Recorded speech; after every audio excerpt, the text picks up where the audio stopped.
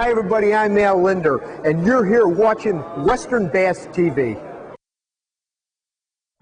WesternBass.com presents Western Bass TV. Humminbird, America's favorite fish finder. Fish smarter. Matrix Product Review.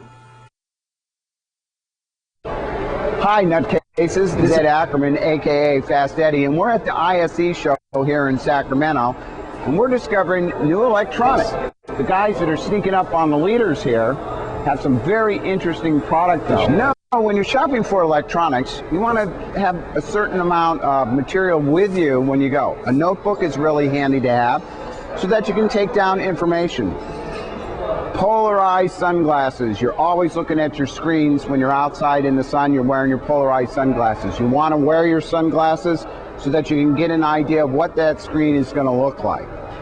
Now, what I'm going to show you now is kind of what general sonar is about.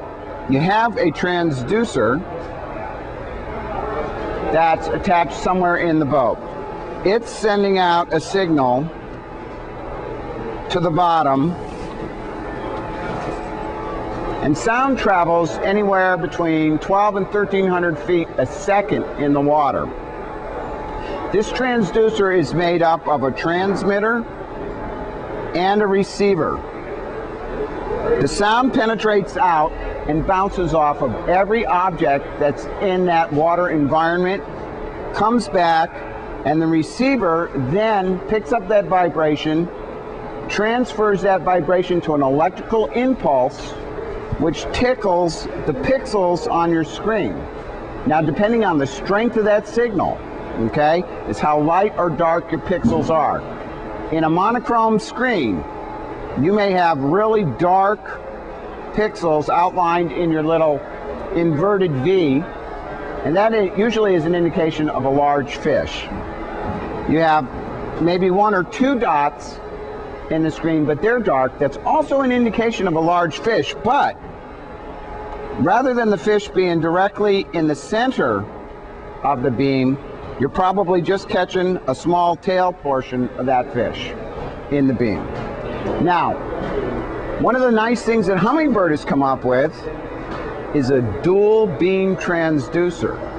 Now you think dual beam means two beams. Well, how can that happen? How can you get interference?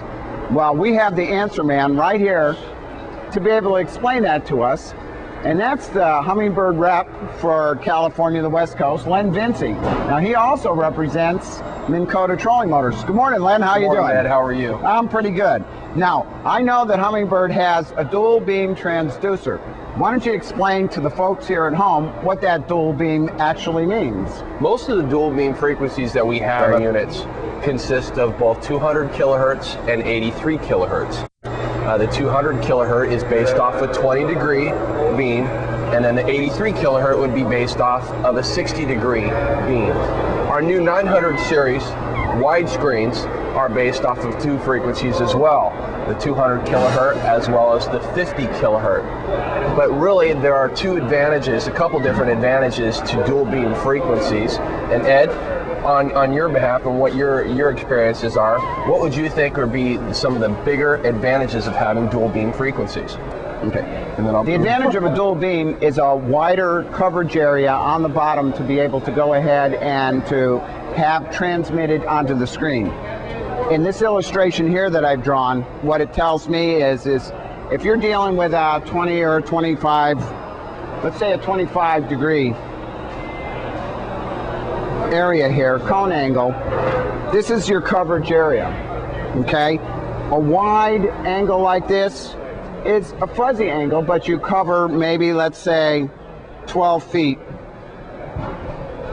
at the bottom of the cone angle.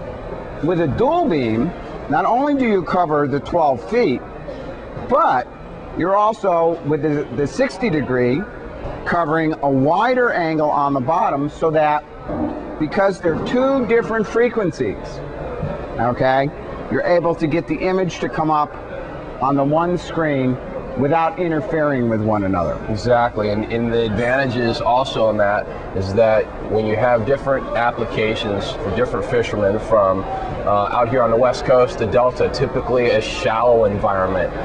Most people will be at a disadvantage with a narrower beam, your 9 degrees, your 12 degrees, having only a super small surface area to show, while the 20 degree being a very nice, very effective average for an environment like that.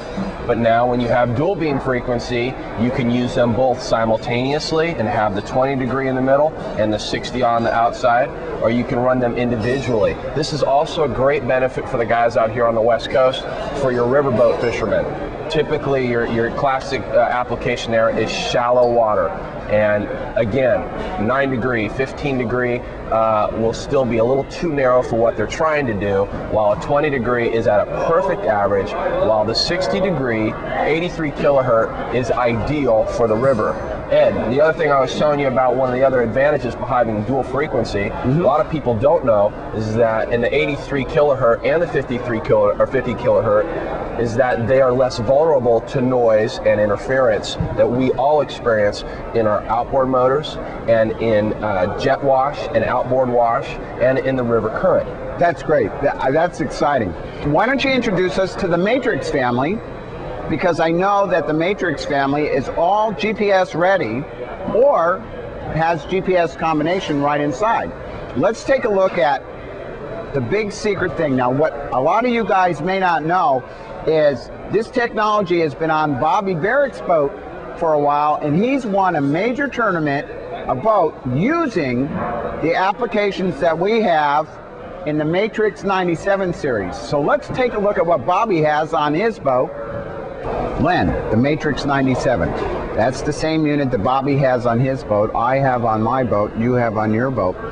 Let's go ahead and show the guys that are watching the show exactly what this unit can do. Well, first of all, Ed, the Matrix family in itself, like you were saying, some of the most important features is the whole family is GPS compatible. Some of them are actual plotters, some of them are mappers. The Matrix 97 is a mapping cartography unit that's for complete navigation as well as for sonar. And like we spoke about before, dual beam frequency. This one is loaded with the 83 kilohertz and the 200 kilohertz. This gives the angler complete versatility for their console unit to navigate anywhere they want to, whether they're in the ocean, whether they're in the Delta, whether they're on Lake Shasta, anywhere they want in the country, even with the base map that is built in. I can show you right now what the base map entirely is based off of. Right here, we're actually in South Florida, and this is what it defaults to on the simulator.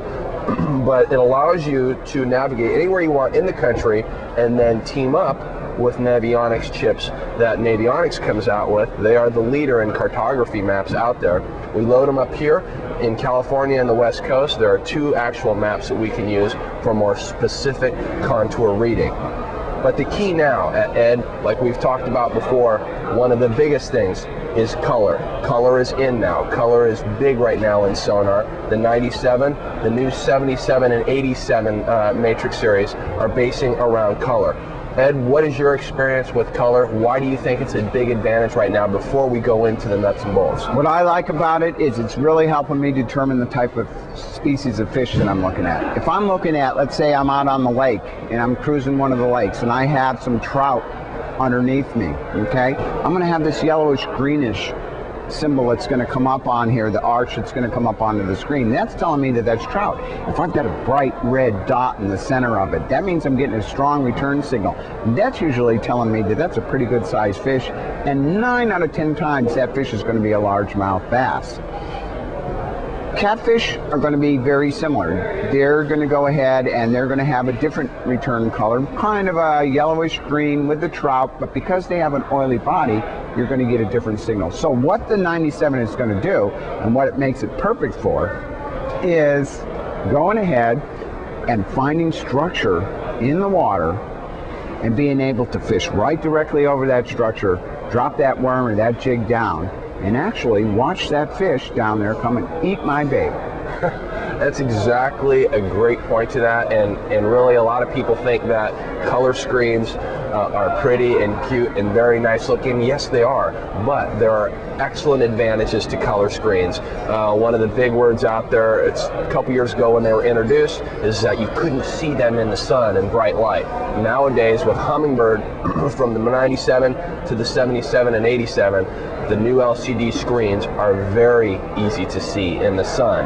But one of the other advantages in color screens, besides looking at the specific species, is determining the composition of the bottom. In color, density is one of the biggest features in determining through a color screen the composition of the bottom.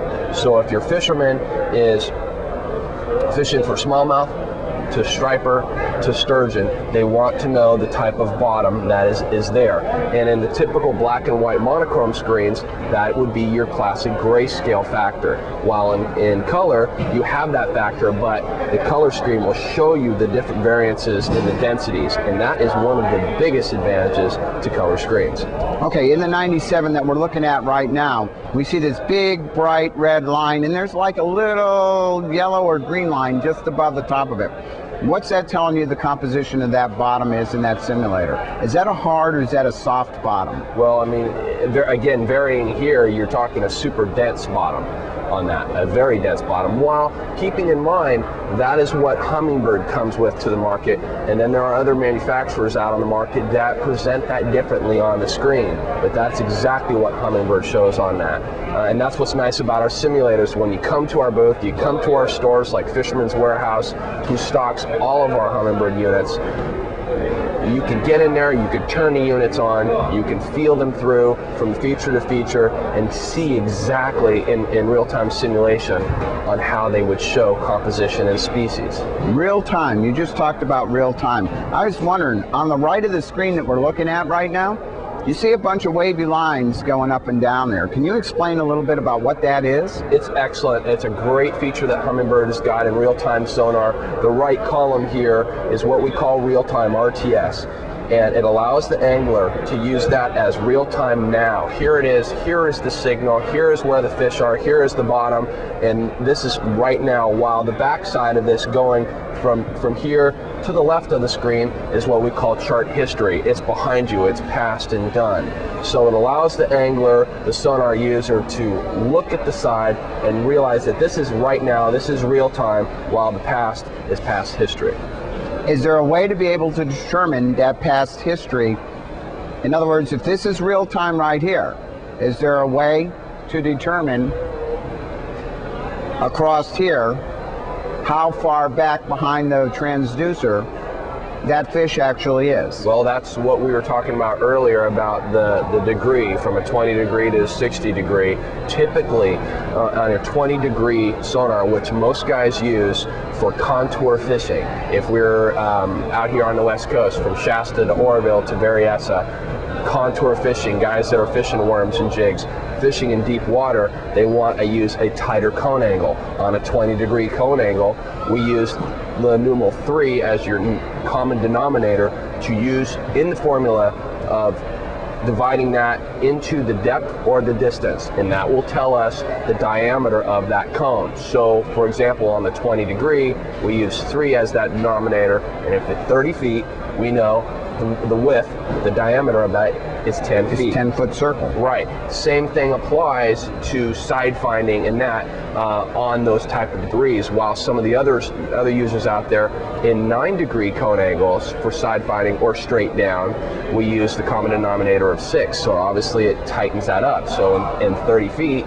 we're looking at how many feet? 5, half the distance. Absolutely. So this is very important, being one, to select your sonar, select a screen that's for your application, because not all screens and not all units are best for everyone. Everyone has their own application, and they're looking for different features in that. And in this case, the 20 degree cone angle in the Matrix 97 and the rest of the Matrix family is a perfect average for general use from bass fishing to trout fishing and to trolling. And with dual frequency, the 60 degree 83 kilohertz is ideal for guys using for suspended fish and running in shallow water. Timing was perfect for the suspended fish. Right here, we see this little line coming across here. Is that what I think it is? Yep. Is that the Klein? Yes, is that it the is. Thermocline? That's what the Thermocline looks like on the Humminbird Matrix 97 screen? Yes, that'll just tell you on how sensitive our units are, even though that generally this is our simulator, but in real life, Thermocline is so important to know and to determine in your lake and reservoir. And in our units, power, resolution, clarity will allow you to see that. In the Matrix 97, for example, and some of our new screens coming out as well for 2005 will show that Thermocline very well. And Ed, why do we want to know what Thermocline is? Why do we know where it is? Because that's the area where the bait fish will congregate to feed on plankton in the summertime. That temperature variance between the extremely cold water and that warm level of water, that comfort level where those fish are going to be. And by determining that level, we can eliminate a lot of portions of the lake itself and move to that area along the shoreline to be able to find the fish, because the bait fish will congregate there and so will the fish that eat those bait fish. Ed, there are a couple last features that I want to mention to you about the 97 that are very key, that make it very unique compared to anybody else on the market. One of the other factors here is we have what we call three-dimensional GPS. Three-dimensional GPS gives the angler, the navigator, an ability to navigate under 3D and move their boat and see themselves in 3D and see their waypoints and their snail trail routes in relation to that, in combo with the regular map feature. So they can zoom out of it, they can zoom into it. This gives the angler not only navigation advantages, but also waypoint advantages if they have made different spots for rock points that are suspended, bedded fish for sight fishermen in the spring, routes that they are doing for trolling for kokanee and trout. It's a very, very user-friendly 3D navigation tool that is very unique to Humminbird. Len, let me ask you a question. I'm fishing a tree in 25 feet of water. I know that there's a variance that can be set on here where if my boat drifts 1 foot to either side off of that tree, an alarm is going to go off. Can you show us how easy it is to set that on this system? It's very simple. You're really based off on a menu system that we have that allows you to, first of all, not only the 97 has this menu system, but the rest of our whole Matrix family. The key to this is user-friendly, ease of use. Most people that get into units like this are extremely intimidated by how difficult they might possibly be. But on the other hand, our 97, our new 77 and 87 are extremely simple and very high-tech. Like Ed was mentioning about the alarm system for GPS and navigating, we have arrival alarms. Arrival alarm will allow you to determine the diameter of your actual waypoint area when you enter into it. You can decrease it, you can increase that area, and once you enter into that diameter, an alarm will set off. It'll tell you that you're in this area. So you can widen it out, you can decrease it as well. Same thing with the drift alarm. The drift alarm is what Ed was talking about. A great feature for the guy, like he was saying. He's found a rock pile out in the middle of the lake. No one has found it. He's the only one that's found it. He wants to stay on that rock pile, but it's windy. You're on it with your Minn Kota, you're trying to stay on it, but then you have partners moving around, you have wind, you just absolutely just move off of it about 5 to 10 feet. Your drift alarm will tell you when you've just moved completely off of it. It'll sound an alarm and keep you in that exact zone for as long as you want. It's key for the structure fisherman. Excellent for the structure. That's great. Real quick, we know that we can go into dual beam, okay? So we're looking at the dual beam screen right now, okay? Whereby we have the 83 kilohertz and we have the 200 kilohertz. Can you explain a little bit more, like you did earlier, using this screen, about the applications of shallow versus deep? Well, this gives you another great advantage for sonar, using the 60 degree 83 kilohertz on the left and the 220 degree. You can actually see the difference in the actual arch of the fish and how the angle is doing it. On the 83 kilohertz on your left side, nice beautiful wide arch. More surface area of the cone angle allows them to produce a nice beautiful arch, while the tighter the cone angle, the less of the arch you're going to get. Most people in the world of physics will tell you that an 83 kilohertz, which is true, will produce better signals down to the deepest water, that lower frequency. But on the other reverse side of it, it is not as good of a performance angle for the guys that want to fish on the bottom. Contour fishing, detail fishing for fish that are bellied to the bottom, stripers, smallmouth, sturgeon, whatever, trout, brown trout. If they're going to be sitting on the bottom, your typical configuration would be the 20 degree 200 kilohertz to pick them off the bottom, and we call that target separation. Target separation is crucial if you are a structure fisherman fishing from shallow water to deep water, to pick the structure and the fish off the bottom. And the 200 kilohertz is perfect for that, while the 83 kilohertz would not be suitable for that. Lenny, I see that you brought up a different screen here, and I saw there was a little indication here, a 30.2 in HG. What in the world could that be? This is a great feature, and Humminbird is exclusive about this. This is our weather sense system. Our Matrix family is loaded with this feature inside it. All we do is we tag a weather sense monitor that is involved in our new national promotions for 2005. And what this allows the angler to do is determine what the rise and fall of the barometric pressure is in a 12-hour period. So the angler could have his boat turned off in his garage, out in the yard, not even have it on, while the barometric pressure reader underneath his console is running 24 hours a day. Once he or she turns on the unit, it'll immediately give you a 12-hour period of the rise and fall of the barometer. And Ed, how important is barometric pressure? Well, I was just going to ask you, Len, do you mean to tell me that the barometric pressure here, so if I go to bed at night after watching the weather and I know that there's an approaching front, okay? When I get up the next morning, I'll be able to go out, turn this thing on, and know whether or not the front has passed? Absolutely. That is tremendous to be able to find out, because it helps you eliminate so much water to be able to find those fish. God, that's phenomenal. Yeah, it's an excellent feature. And you say that's a national promotion, so it's not a show special. It's a national promotion for people that purchase our units like the 97. They will walk away with a weather sense system, which is valued at $80 for free. Man, that is great. Okay, let's get to the nitty gritty.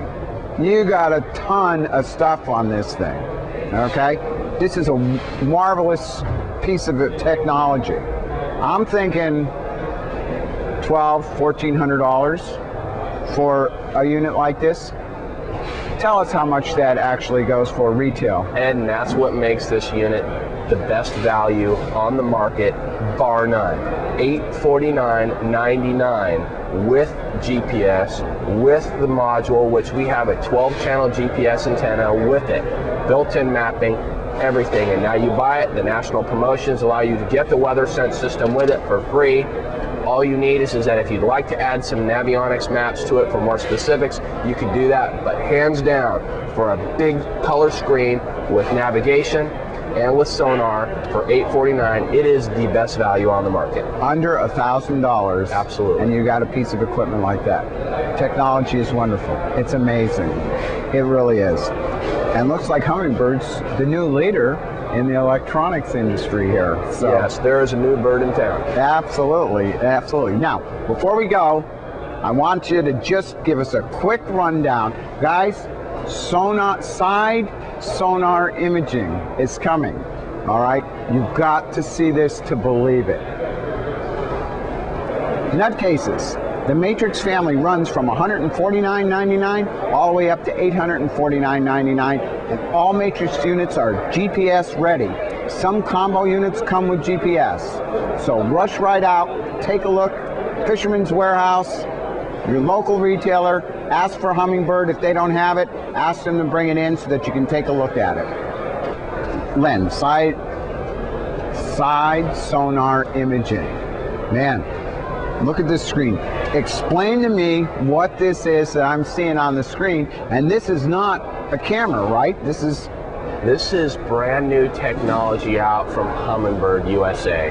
And first of all, Ed, before we even tap to that, I'm going to explain to you we have a brand new series out for 2005, our 900 series. The whole concept of this, wide screen sonar capabilities, allows you to see split screen features with each side the size of the average typical sonar unit on the market. So split screen ability on this is one of the biggest keys. But one of the other neat, innovative features that Humminbird has come out with 2005 is side imaging. This is actual side sonar that will read out to the left, read out to the right, and give you three-dimensional figures with shadow effects and fish in relation to the cover. This is technology that was brought over from search and recovery from companies out there in the commercial private sectors that are out there contracted to find down planes, down cars, wrecks that they're trying to recover, which we have brought into marine electronics. This allows the angler to look to the side and see these three dimensions instead of just seeing a bleep to the side or actually seeing three-dimensional figures. This particular one you're seeing here on our prototype is a barge that is half sunk in Lake Eufaula down in the south, with logs that were dropped and sunk and actually were placed right along the side of the barge. So these are the logs here? Yes, and then there's debris and other different And ones. then this is the rails of the barge? Yes. Now, in relationship to this picture, is this entire thing the barge? No, the barge is actually half in the water and half out of the water. And that's what this picture is. In our new catalog, which people will get a chance to see now in your stores, Fisherman's Warehouse will be stacked with them coming up through the spring. It will give visual pictures of what side imaging is showing. But classic for the West Coast guy, picture this. You're on Clear Lake. Who does not fish Clear Lake on the West Coast? It's one of our most world-class fisheries we have. Absolutely. What is one of the biggest structures we have out there at Clear Lake? Docks. Dock pilings. How would it be for you to be able to look at a dock piling, see to the side, and look at the dock pilings and know if there are fish there? Not on a bleep, but actually in relation to where they sit and are suspended or down on the bottom in relation to those. And without the use of a camera, that's incredible. That's how more efficient can you be. So the scary part of this is you're giving this technology to the guys of like Bobby Barrick, Gary Dobbins, and the others out there that are world-class fishermen in themselves.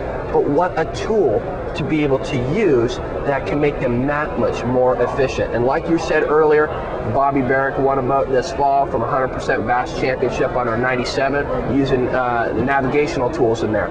Wait until people start to see the use and the features to side imaging, because not only at Clear Lake, you have the Delta and some of our other lakes and reservoirs in California on the West Coast that this particular feature will give them that much more of an advantage. Real quickly, before we end this, Humminbird's been a name that's been around for a long time, but all of a sudden, boom, you have this whole new product line.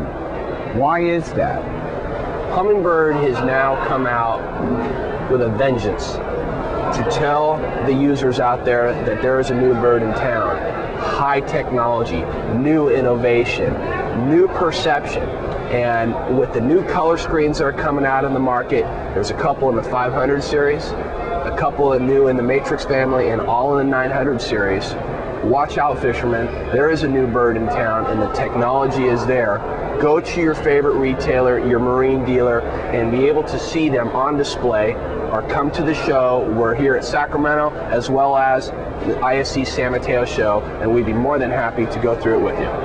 As we were talking about before on dual beam frequency and the advantages of both frequencies for trout fishing to bass fishing to striper fishing, there are a couple advantages to that, and you need to see why. And In this case, I'm going to diagram what an 83 kilohertz transducer at 60 degrees will look like on the bottom. All right, let me hold that. While the 220 degree would look.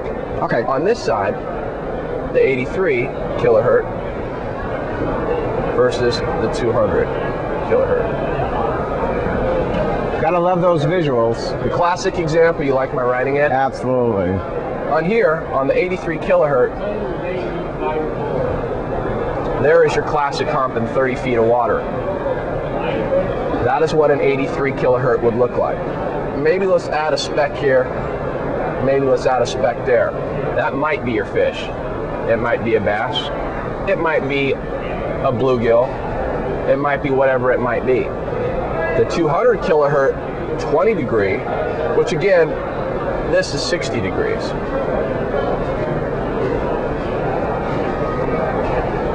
Degree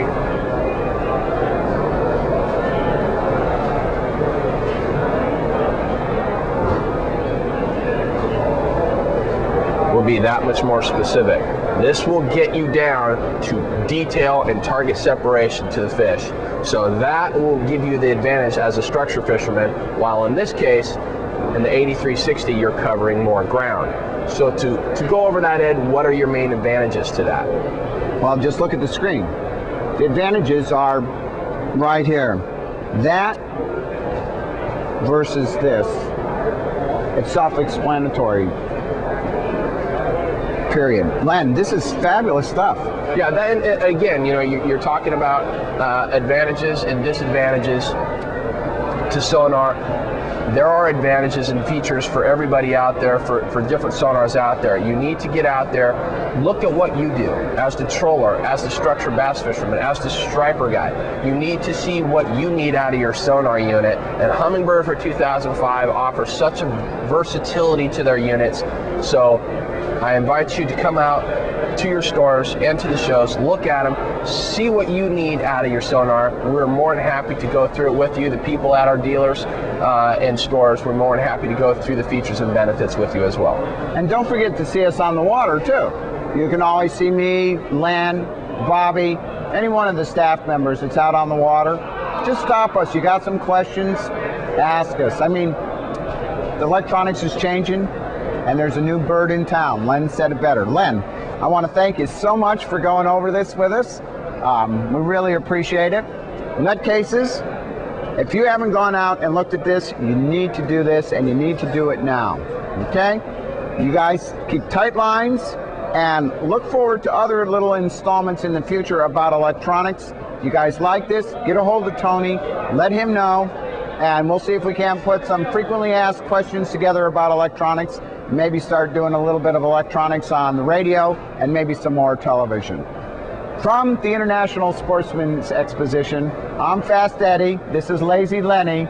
We'll see you guys later.